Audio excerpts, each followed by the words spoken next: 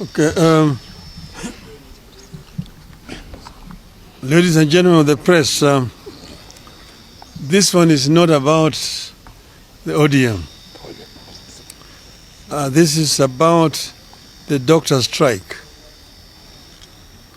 We have reviewed the fact that members of the 7,000 strong Kenya Medical Practitioners, Pharmacists and Dentists Union have been on strike since March 13th to demand better pay, and the strike has disrupted healthcare in the country's 57 public hospitals. We are of the view that the situation is moving from bad to worse, and soon we will have a full-blown crisis in which all health workers will don their tools. Already, clinical officers have joined. I therefore have a personal appeal to both the government and the doctors. After very wide consultations, I am convinced that the doctors and all other health workers currently on strike will be able to craft a return-to-work formula and resume duty if the government were to meet their demands halfway while negotiations continue. We therefore appeal to the government to address itself to the following three broad areas as a way of progress towards ending this strike. 1. Pay for medical interns. For the last 7 years, interns have been earning 206,000 shillings per month. These are actually the doctors running level 4 and many other public hospitals. There is no way an employer can reduce the salaries of employees midstream.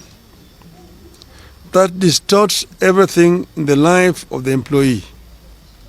I therefore ask the government to reinstate the 206,000 shilling pay for interns until the next CBA negotiation, which is around the corner, kicks in. During that next round of negotiations, both parties will put their cases on the table for consideration. 2.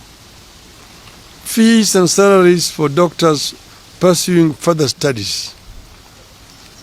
Counties are supposed to pay salaries of doctors who are enrolled for further studies like a master's degree, while the Ministry of Health is supposed to pay fees. My understanding is that while counties have kept their side of the arrangement, the Ministry of Health has failed to do so since 2018. As a result, a number of doctors cannot complete their studies and graduate because of fees owed. And as they retake courses, counties have stopped their salaries because those doctors have overstayed in the college. I urge the Ministry of Health to immediately engage the doctors and their learning institutions with a view to clearing the fee balances and enable the doctors to complete their studies. The ministry must also engage counties to resolve the issue of pay for doctors who have overstayed in the college through mistakes not of their own making. The ministry should also work out a plan for paying stipends to doctors who forego county salaries and ministry fees and privately fund their higher education while offering services in public hospitals. Such hustles should be supported. 3. Address the problem of doctors on contract.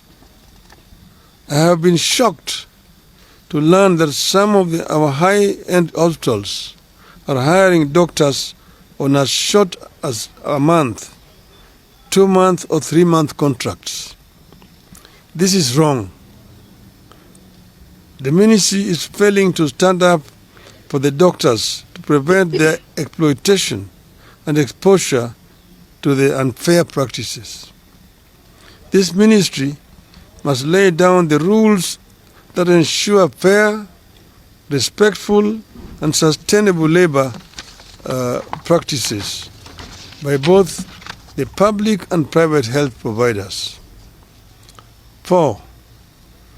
Equal pay for equal work. Doctors are complaining about a free-for-all system where some employers have the free hand to decide what to pay. The result has been a very unequal system where doctors hired to do the same job experience huge variation in salaries. The medical profession is too important to be managed so casually. The ministry must intervene for the doctors. 5. And procedural termination of services. I have terminated contracts of the doctors for one reason or another to reconsider their actions and engage the doctors. The counties that have done so or are in the process of doing so know themselves. I request them to reconsider their steps. I believe that the above actions, if taken in consultation with the union, will see us avert the crisis that is building up in the health sector and pave ways for less antagonistic engagement. This is a crisis that has serious ramifications. We want this crisis to be resolved. We have not spoken before, but we want the government to take notice that we cannot remain silent for a longer time when this is persisting. We ask them to act now. And if they don't, of course they know that the consequences will be very grave indeed. Thank you very much. Thank you. Okay. Thank you. Very, very, very elaborate. We are going to give you copies of some responses. Thank you. Your handkerchief.